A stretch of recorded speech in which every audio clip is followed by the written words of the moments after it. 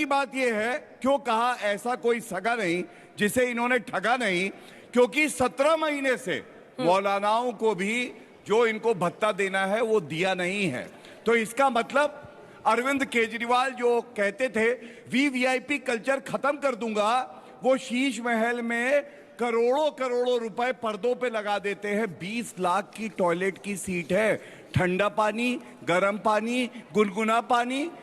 आज वो नहीं वीवीआईपी कल्चर पे बोलते हैं अंजना जी। दूसरी बात, आपने दिखाया 83% मुस्लिम वोट जो है वो एक तरफ अगर जा रहा है, मैं कहूंगा सोचिए अगर हिंदू मुस्लिम करेंगे 83% जो है वो हिंदू वोटर है। अगर हिंदू वोटर एक तरफ चला गया तो इनके तो सुपड़े साफ हो जाएंगे, जमानत जब्त हो जाएगी। राष्ट्रीय अध्यक्ष जी ने कहा है, उन्होंने कहा पहली कैबिनेट में हम लोग सुनिश्चित करेंगे केंद्र की जो स्कीम है स्वास्थ्य योजना, उसका जिक्र किया है। उन्होंने कहा है हम लोग 2500 रुपए प्रति माह हर महिला को देंगे। हिंदू मुस्लिम सिख ईसाई नहीं देख के, हमारी बहन है, सबको मिलना चाहिए। और इसलिए मैं समझता हूं कोई माइका लाल नहीं है जो भारतीय जनता पार्टी की सरकार बनने से रोक सके। पूर्ण बहुमत से आएंगे और कमल खिलेगा दिल्ली में, आप देख लीजिएगा। और इसीलिए आप लोग एक भी टिकट नहीं देते हैं। जाने से पहले एक सवाल का जवाब तो दे दीजिए, एक भी किसी मुस्लिम उम्मीदवार को आप लोग खड़ा नहीं करते हैं। आप मान के चलते हैं कि ये 13% तो हमारी तरफ वोट करेगा ही नहीं, है ना? देखिए अंजना जी, मैं एक बात बिल्कुल स्पष्ट कर दूं। सबसे पहले तो गवर्नर भी बने हैं, जुडिशरी में सुप्रीम कोर्ट के जजेस भी बने हैं हमारे ही कार्यकाल में, सांसद भी हैं राज्यसभा के हमारे ही कार्यकाल में, प्रदेशों में मंत्री भी। उम्मीदवार क्यों? लेकिन एक बात जरूर कहूंगा, ये जो आप 83% कह रही थी ना मुसलमान कांग्रेस और आपको वोट दे रहा है, अरे 43% हमें देने लगे। गले से लगा के तो देखे, सर आंखों पे रखेंगे। लेकिन अगर हम पे भरोसा नहीं करते तो कोई हक नहीं है ये पूछने का कि भैया टिकट क्यों नहीं देते। हम पे भरोसा करो, भाई बनो, गले लगाएंगे। ऋतुराज जी, आपने 5 उम्मीदवार मुस्लिम समुदाय से लिए हैं, लगभग 7% है आपके सारे उम्मीदवारों का, लेकिन आप चाहते हैं कि वोट आपको 83% प्लस ही मिले इस बार भी। ऐसा कैसे होगा? ये पूछ रहे हैं मौलवियों के, आपने 17 महीने से उनको नहीं पैसा दिया जो आपने वादा किया था 18,000 का। अब आप पुजारियों और ग्रंथियों को भी कह रहे हैं कि हम पैसा देंगे। कहां से इतना पैसा, चाहे मुस्लिम मतदाता हो या फिर महिलाएं हो, कहां से लाएंगे? अंजना जी, सबसे पहले तो आप देख सकते हैं कि भाजपा का जो प्रवक्ता है उसका जो फ्रस्ट्रेशन है, उसकी जो तकलीफ है, उसकी जो पीड़ा है, एक्चुअली में भाजपाइयों की जो ये पीड़ा है वो इसलिए है क्योंकि ना तो इनके पास चेहरा है, ना नैरेटिव है, और ना ही इनके पास एजेंडा है। कि जो काम की बात करते हैं, काम के नाम पर वोट मांगते हैं, काम की राजनीति करते हैं। और अरविंद केजरीवाल जी की गारंटी मतलब वो 100% वो काम होकर रहेगा। अगर अरविंद केजरीवाल जी ने कहा कि मैं 24 घंटे बिजली दूंगा, अगर अरविंद केजरीवाल जी ने कहा कि मैं फ्री बिजली दूंगा, तो देकर दिखाया। अरविंद केजरीवाल जी ने कहा कि मैं अच्छे स्कूल बनाऊंगा, तो अच्छे स्कूल बनाकर दिखाया। अरविंद केजरीवाल जी ने कहा कि मैं अच्छे स्वास्थ्य व्यवस्था बनाऊंगा, उसके लिए मोहल्ला क्लिनिक बनाया, जिसको देखने के लिए बान की मून और कॉफी आनंद आए।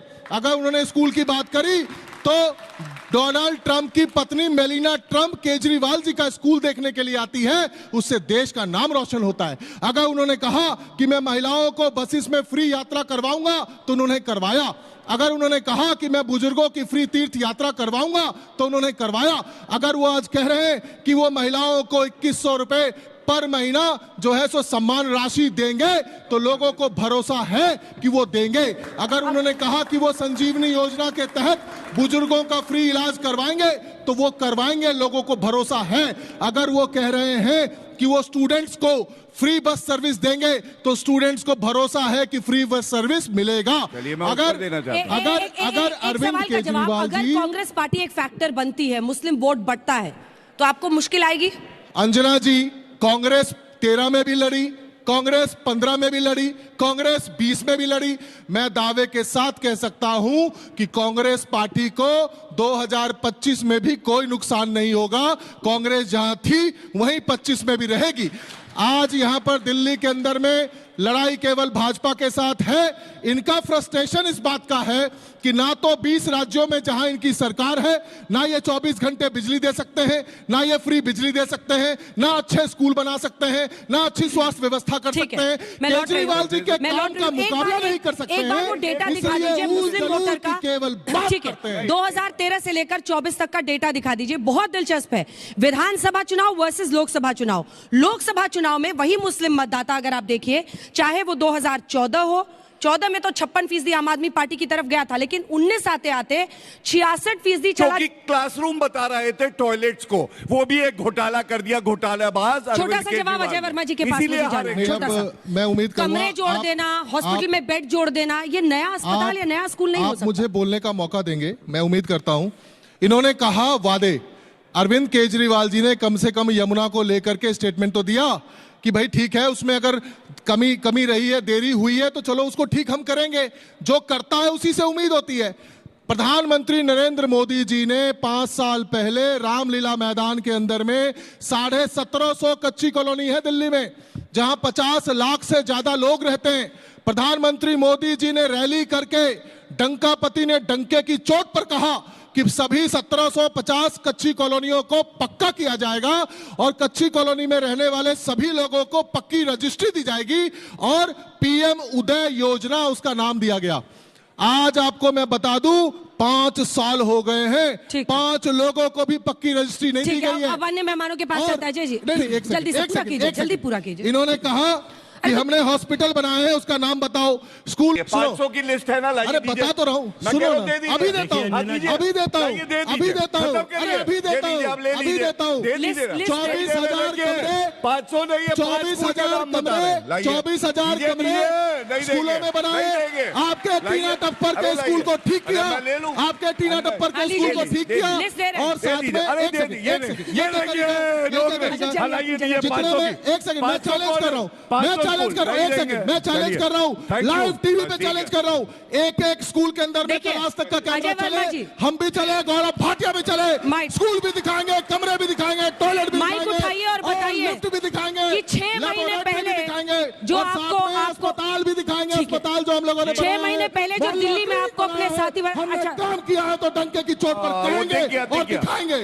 अरविंद केजरीवाल ने खुद ही कबूल लिया, उनका प्रवक्ता कह रहे काम किया है। अरविंद केजरीवाल कह रहे काम नहीं हो पाया भैया। अच्छा ठीक है, मैं माइक उठाइए। शराब घोटाला किया है। किस आधार पर हो गया? एक सेकंड सर, एक second, enough please, enough sir, put your mic down, put your mic down please. Verma ji, ताकतवर है, बहुत बुलंद है, हम लोग ऊपी हुई चिड़िया आपसे डरने वाले बिल्कुल नहीं घबराएंगे, याद रखोगे। अच्छा ये कोई रैली नहीं है, एक सेकंड, रैली का मंच नहीं है ये, तो आप लोग प्लीज थोड़ी बात को सुनिए। भाषण देने के लिए नहीं है यहाँ पे, जो सवाल मैं करूँ उसका जवाब दीजिए। हाँ, सबने टाइम दिया, अपने हिसाब से बोलिए, टाइम के हिसाब से बोलिए, माइक नीचे रखिए। वर्मा साहब माइक उठाइए। कांग्रेस पार्टी किस आधार पर ये मान रही है कि इस बार उसकी तरफ वोटर आएंगे? 6 महीने पहले तो आप इनके साथ थे, इनको महान बता रहे थे, इनके साथ थे, तब शराब घोटाला हो, ये तथाकथित जो आप लोग बंगले पर शीश महल कह रहे हैं, वो सब खत्म हो गया था, आपके साथ ही थे। अब आप जाएंगे उसी वोटर के बीच में कहने की नहीं अरविंद केजरीवाल ने ये गलत किया, वो गलत किया। कौन मानेगा कांग्रेस पार्टी को? और देखिए अंजना जी, वोट लेंगे? पहले जैसे कबीले होते थे ना, कबीलों में सरदार होते थे, तो ऐसे ही झूठों के छोटे सरदार हैं केजरीवाल जी और बड़े सरदार हैं नरेंद्र मोदी जी। ये 2 सरदार हैं।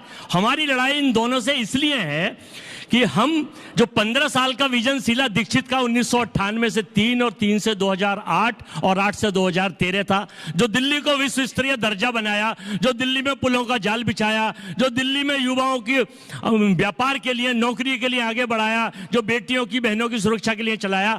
हम ये चाहते हैं कि दिल्ली को वही विश्व स्तरीय दर्जा जो इन्होंने खत्म कर दिया है, दोनों ही। अभी ये फोटो दिखा रहे थे मेरे भाई, देखिए इस देश में हिंदू, मुस्लिम, सिख, ईसाई, बौद्ध, पारसी भारत का संविधान यहां रहने की और बोलने की अपनी फ्रीडम ऑफ स्पीच और फ्रीडम ऑफ लिविंग देता है। अगर मैं बोहरा समुदाय में नरेंद्र मोदी जी गए थे, टोपी पहनना गुनाह नहीं है, लेकिन जब मैं अगर दिखाऊं उस टोपी पहने हुए बोहरा समुदाय के प्रोग्राम में, ये कुछ और दिख रहा, हिरन दिख रहा है, तो इसलिए टोपी कोई किसी की भी पहन ले, टोपी कोई किसी की भी पहन ले, लेकिन आपने ये शीला दीक्षित की प्रशंसा की, लेकिन उनकी सरकार को अब मैं उखाड़ उसका फेंकने अगला वाले बताने से जा रहा समझौता हूं। कर लिया। देखिए मैं जनता को कैसे मैं समझाएंगे? अगला बताने जा रहा हूं। हाँ, देखिए उनको लगता है, हाँ, इस बार हम दिल्ली की जनता पर, दिल्ली की जनता की डिमांड्स पर हमने सर्वे कराया और सर्वे में यह आया कि आप लोग मजबूती से लड़िए, और हमने हर सीट को मजबूती से लड़ने का प्रयास किया है। देखिए ये तो कुछ भी कहें, 2014 में मित्रों 2 लाख 2 करोड़ नौकरी, 15 लाख आएंगे। फिर कहा चप्पल वाला जहाज में जाएगा, अमीर गरीब हो जाएगा, लेकिन ऐसा हुआ नहीं।